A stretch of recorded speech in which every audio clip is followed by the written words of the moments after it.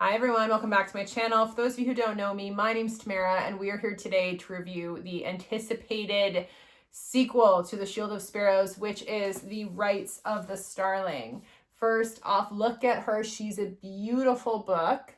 Let's give her some compliments because she is beautiful.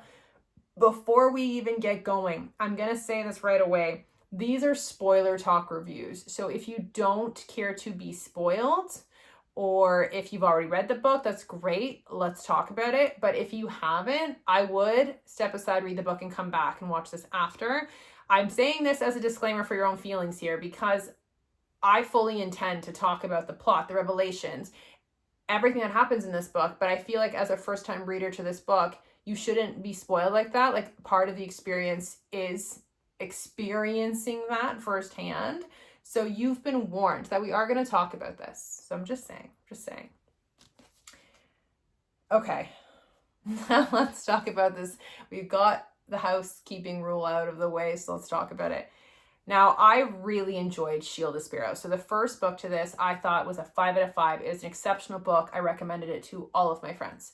And leading into this book, I had high expectations. Personally, from my reading journey from the first one, I had high expectations and I was curious where the story was going to go. Similar for people who appreciated the first book as much as I did, I feel like a lot of people had high expectations for this book, and those who got their early access to it or had read it right away when it came out, I feel like the reviews I saw was that this book was a god tier book. It is a 5 out of 5, probably the best read in 2026, and those are big things to say. Okay, so I had my own anticipation going into this, but now I had that at the back of my mind too. So with that being said, now that I have read it, I will say, and do not come for me for this, because we have our own opinions, guys. It's okay if we disagree, but I do feel like this was slightly overhyped, because I gave it a 4 to 5. I loved the book. I truly did. I can't rave enough about the biggest focal point in this book is the plot. It literally is 90% of the book, it feels like. It prioritizes on the plot, on the revelations, on the story, on the world's development. That is the focal point of this book. Truly it is. And they did it incredibly well. It is so great. I literally, when this book ended, my instant reaction was, wow, that was a beautiful story. And that's the first thing I've been telling anybody who asks me what my first take was of it is it is a beautiful story. I literally cried at the end of this, not because it was emotionally damaging. I just felt like the sacrifice, especially everything we learned in this story up until the end, like the sacrifice of what happened at the end was beautifully tragic.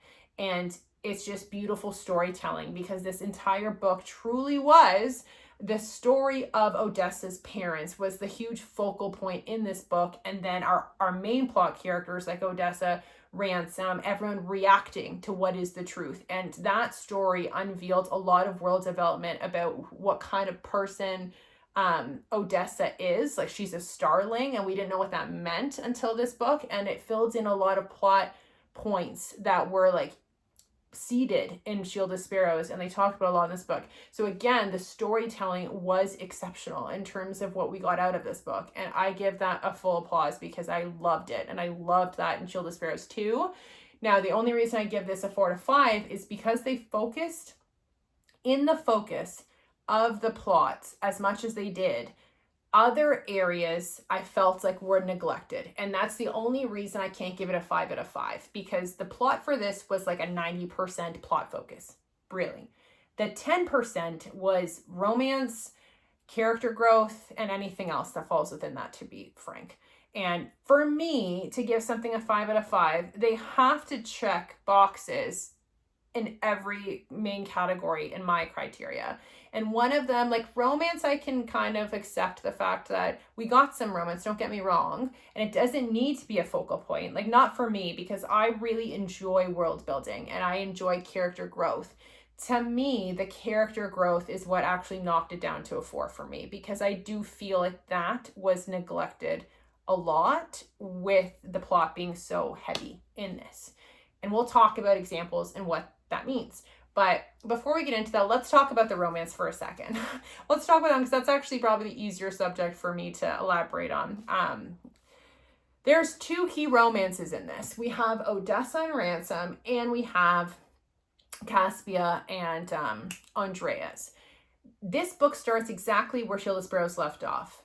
Odessa and Evie are trying to get to Quinton, whatever it's called. So Odessa's original hometown. They're trying to travel there, and Ransom is going to find them because they escaped whatever situation happened at the end of Shield of Sparrows, and now they're on this journey to get to, I'm going to call it Quinton, probably saying it wrong, but they're on the journey to get there. The first half of this book is literally Odessa journeying without Ransom. So a lot, like, they had hiccups for sure on this journey, but to me, that journey felt boring at times because it was the same kind of thing. Like, monsters are attracted to her, people are dying in consequence, they keep running. Like, that was the story there. And then with Ransom, we got a POV of him at the beginning of the book, and that gave some depth to, like, how desperately he wants to find Odessa. And then we got no other POVs of his at all throughout the book, really. I think that actually was the only one. But then we got reunited with him at the halfway point. So when we got reunited with him, that's when things got a little bit more interesting for that romance.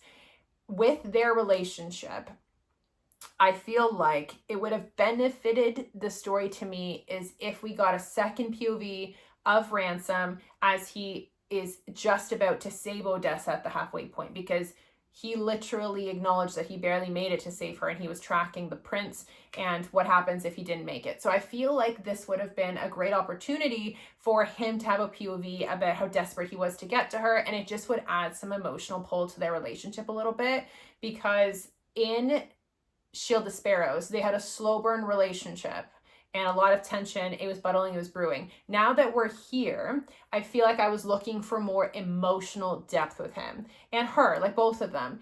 And after they get reunited, because I feel like we didn't get that POV, I felt like their reunion was a little bit lackluster, but it's okay. I enjoyed it just the same. But as the second half of the book went on, Odessa is consistently saying how much she loves this man. And he is consistently saying, don't forget it, don't forget it. And we know why he doesn't want to say I love you back, okay? Like, there's like a fear there. And I wish that they embellished more in that, because I just felt like at some points Odessa was like pining for him emotionally and physically, and he reciprocated with physical action primarily, like either some intimacy or he was being not overprotective of her, but like protective, where it's super hot, don't get me wrong, like when he defends her, like we love him for that. But I just feel like the emotional vulnerability wasn't really there for Ransom, and I felt like if that wasn't meant to be a focal point, which clearly it wasn't, then some things like a POV or something to let us understand what his thought process is would have benefited to like feel that kind of emotional connection with their relationship. And I just feel like that wasn't really there, in my opinion. So a little hindered there in the romance for them. But this was paralleled because in the first half of the book, where it was arguably boring for Odessa's story, we had Caspia, a new character that we've never met before. And this character is her mother, like her mother from an earlier time period. So the writing, again, was really interesting, how they put two plot points passing each other in the night, and then we're reacting to everything we discover from the past. And I just feel like very interesting storytelling. But because Caspia was entirely new to us, we didn't know who she was, her right off the hop was engaging. Like, we got to essentially learn all about this aspect of the world development as well. Like, what are Starlings? Where is she from? Versus where this whole world to us has only been situated.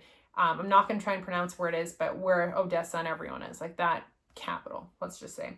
And we learn a lot through the idea of Caspia. My first impressions, though, of Caspia was that this girl seemingly was fearless, she's bold, and she's very knowledgeable and has like high intellect. So I was like, okay, she has a goal, she has a passion, she's gonna go find out what happened to her sister. Is she alive? Is she gonna avenge her killer because she saw her getting killed in a vision? And then right pretty much when she crosses over to achieve this goal, her cousin, who hijacks and comes with her, ends up in a situation which also requires saving. So Caspia is very adamant about this is her priority. No one's going to sway her from this. Like, and she seems so deeply rooted in that. And like her pride of her people, it just was very deeply rooted character. So I was like, okay, she's interesting to me. Like I'm captivated with where this is going. But then she meets Andreas, and I felt like the deeply rooted missions she had for herself went out the window the moment this man came into her life. And it took me an adjustment to that, because I was thinking her trajectory was going to be more like strong, stubborn kind of character. And yes, she is those things, don't get me wrong, but the vulnerability and like the softness to her is what really took over as her character as she meets Andreas. And that's what we see. We already know that Starlings, when they like somebody, like when they love deeply, they love fast, and you're their person. So when Andreas came into this and saved her, and then she was pretty much learning how to read. She was recovering, like, sorry, not how to read, but whatever. The language was different. So she was learning the language and she was recovering. Their relationship seemed pretty quick to me in terms of how quickly it developed. And I think it's because there was many time jumps. Like when she was recovering and learning how to speak the language, we like get a glimpse of where she started, and then weeks went by and now she can speak the language, and now she's developed a fondness for Andreas because they've been together now recovering for the last couple of weeks. So they allude to this as a little time jump, and I feel like because we weren't along for that journey of that time jump, I struggled to like, to me this isn't a slow burn romance, and that's okay. But I think after reading this book, I realized that I really like slow burn romances. Like I feel like I have to earn the relationship, and to them I didn't really feel that because it happened really quick, and I felt like maybe that's based on how it was written. I don't know, but because it was happening really quick, I feel like she chose to completely stray her path. It felt almost abrupt, and I just had to deal with it, which is fine.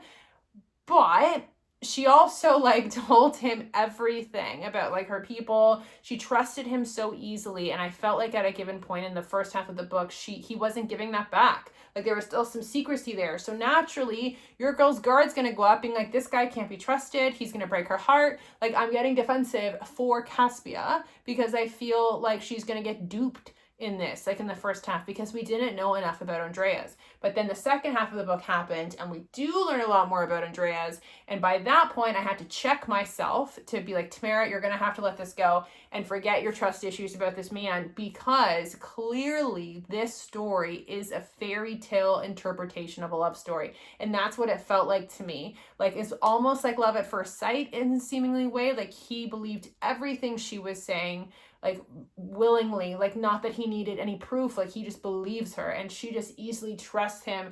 And then I realized that like this is genuine and it's innocent, and that's, I don't see enough of those stories in books these days. So I felt like I'm a suck if I want to believe that this is as innocent as it is, because there has to be a catch, but there wasn't a catch.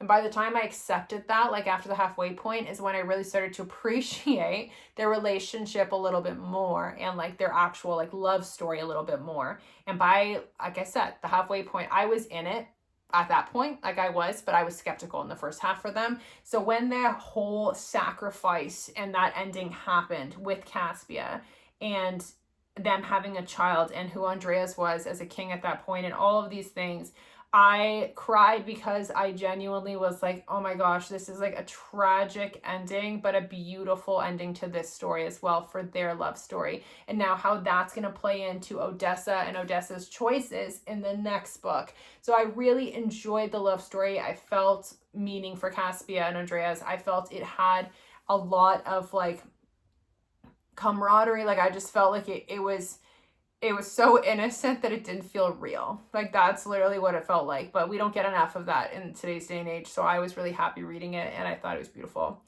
I mentioned before character growth, so let me explain this for a second, because this one is the one that I mentioned, is what actually truly in my gut hindered my rating for this, and I gave it a 4 instead of a 5. Because of how much they focused on the plot was seemingly progressing, and the characters were reactive to the revelations of the plot.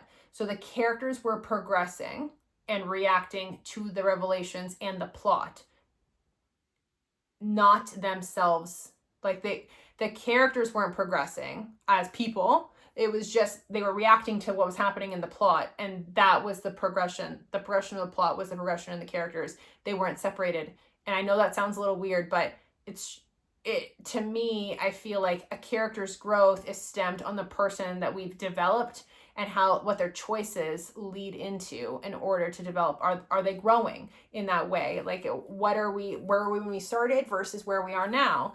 And in this book, because there were so many revelations and plot, I feel like when something happened in the plot, the characters reacted to it. And sometimes that can be clouded as, oh, that's character growth. But it's not. They're just reacting to what's happening in the plot, which is, to me, not character growth, because it's not really their choice. They just have to deal with it.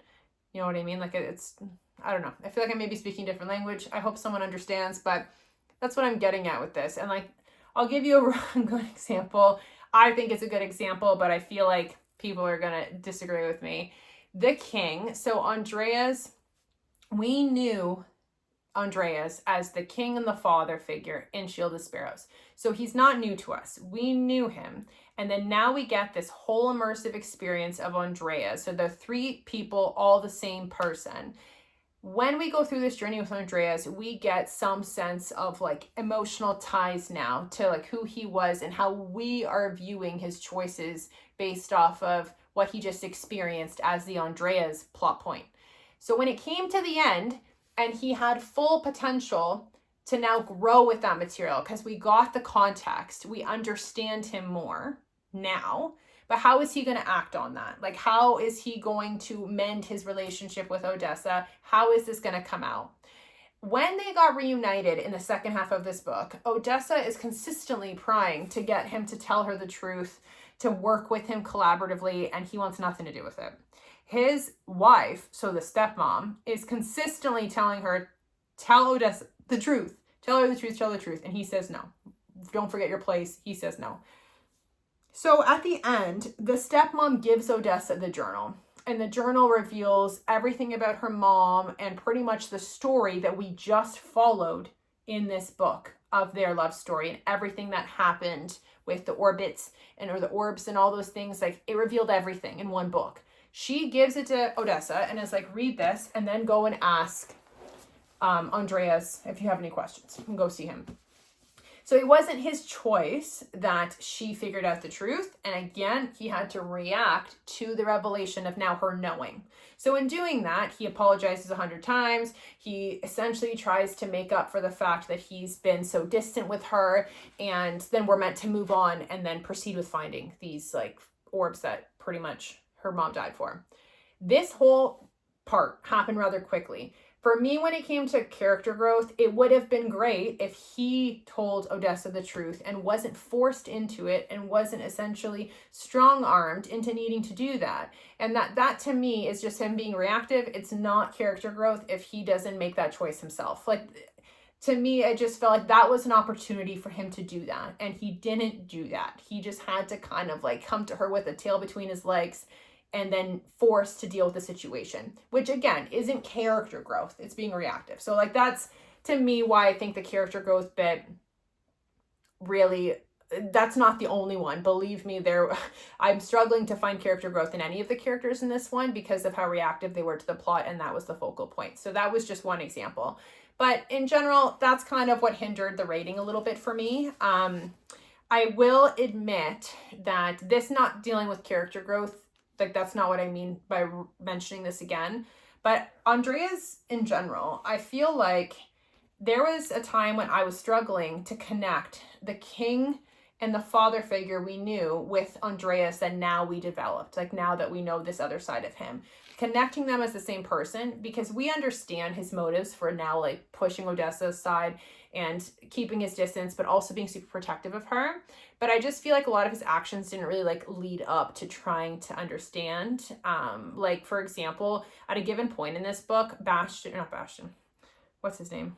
Ransom was arrested and Odessa's like, let him out. And Andreas is like, no, he killed the guard. And she's like, I killed the guard. And he's like, no, he killed Brennan, whatever his name is from the first book. And she's like, no, I killed him. And she like literally laughs in her face. And it was like, please, Odessa, you killing our top guard? Yeah, right. And like that kind of rudeness, and not even rudeness, just like that kind of, he was mean. Like, he was mean. And when you just finish learning about Andreas, he's not a mean person. And yes, the king father figure, because of his morning became a hollow of a man. But literally moments after that, he's like, you remind me so much of your mother. She's the bravest person I know. I'm so proud of you. And he's complimenting her overload. And to me, it's hard for me to separate the fact that not even 20 minutes later, like earlier, he laughed in her face about the potential of her taking on someone on her own. Like, I don't know. I just feel like the disconnect there. Like, I wish they had more opportunity to mend that bridge between those characters, because I felt like after he apologized 100 times and they hugged, they were like, let's get back to business and let's find these orbs. Like, I just feel like now everything's in the past and almost forgive him. And I don't think it should be. And I feel like Odessa, because we didn't get character growth in this from the main characters, that's for sure. Like, Odessa and Ransom, no character growth in my eyes in this one, 0%. But I think that they're setting them up for the next one, because now we have all this information. Now we have a mission, and how she chooses to act on her lineage, her relationship she forges now, is going to be her character growth. Like, I feel like now it's up to her to decide what she's going to do. And she's really important, and how she chooses to act will, I feel like, define her character. And the same thing with Ransom, with her survival instincts a little bit too, because he kind of thinks he's going to die. I feel like his actions in the next book will also be a big growth moment. So I'm thinking that this book covered so much plot and world building that I'm hopeful that the gap that I found in this one with character growth will be a big focal point in the next book. And I want to believe that it always has a bigger purpose in that way. But on another note, the side characters we got introduced to in this one, I feel like we're thrown in with the intention of being highly utilized in the next book, and it sets up for that. So I am really excited for those characters as well, and where we're going to get some more influence with them, because they were really entertaining in this book, and I'm interested as to where their story is going to go and how it's going to impact our main plot as well, with all these side characters now coming into play. But I really did enjoy this book, and I personally would recommend it, like I said, to everybody. I know that I can get a little, let's say, passionate about certain areas that didn't hit the spot for me, but at the end of the day, like, I really did enjoy this, and I would love to hear everyone else's thoughts, even if they're not the same as my own. That doesn't matter to me. Tell me. I want to hear them, and here's to next time, guys.